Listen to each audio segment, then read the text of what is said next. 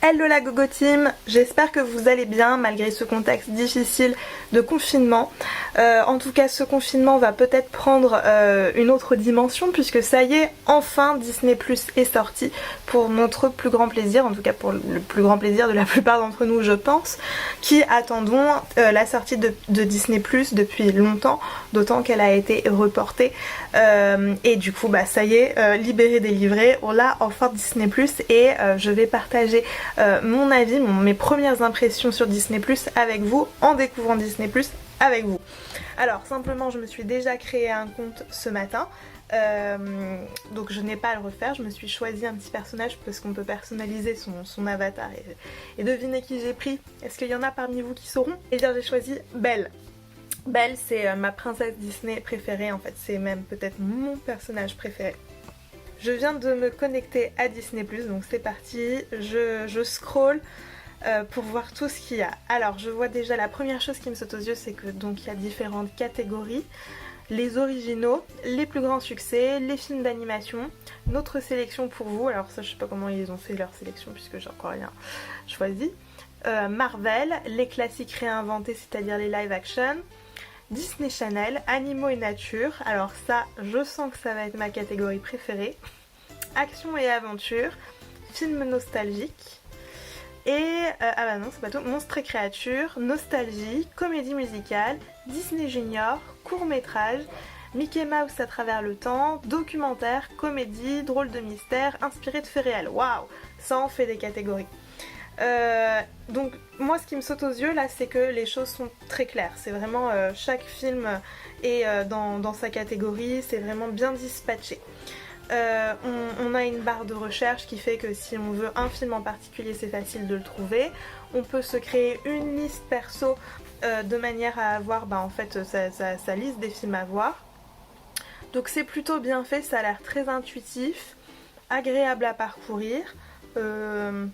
Voilà, ça a l'air de fonctionner, donc je trouve ça plutôt bien. Donc moi j'ai pris un abonnement à 6,99€ par mois si je dis pas de bêtises. Ce que je veux absolument voir en priorité c'est La Belle et le Clochard en live action. Je l'attends depuis très longtemps, c'est vraiment ce que je veux voir le plus. Ensuite il y a le film Togo que j'ai super envie de voir, ça a l'air magnifique, bouleversant, j'avais vu la bande-annonce, j'étais à moitié en train de pleurer. Et ensuite on part sur du docu. Tout le reste quasiment qui m'intéresse c'est du docu. Alors on a Une journée à Disney, donc ça c'est l'une des exclusivités de Disney+, hein. C'est l'adaptation du livre One Day que j'ai eu à Noël, que j'ai adoré. Ce livre il m'a donné la chair de poule rien qu'en le lisant, et j'avais vu des extraits du documentaire quand j'étais à bord du Disney Magic de la Disney Cruise Line et j'avais trouvé ça tellement fort, tellement bouleversant, j'ai trop hâte de voir ça. Ensuite il y a l'autre documentaire Il était une fois les Imagineers, sur un peu l'envers des décors des Imagineers, et ça je trouve ça génial. Waking Sleeping Beauty également, et l'histoire de Pixar. Voilà. Ensuite on part sur du Disney Nature. Alors j'ai vu qu'il y avait une catégorie nature et animaux, donc autant vous dire que c'est là que ça va se passer pour moi.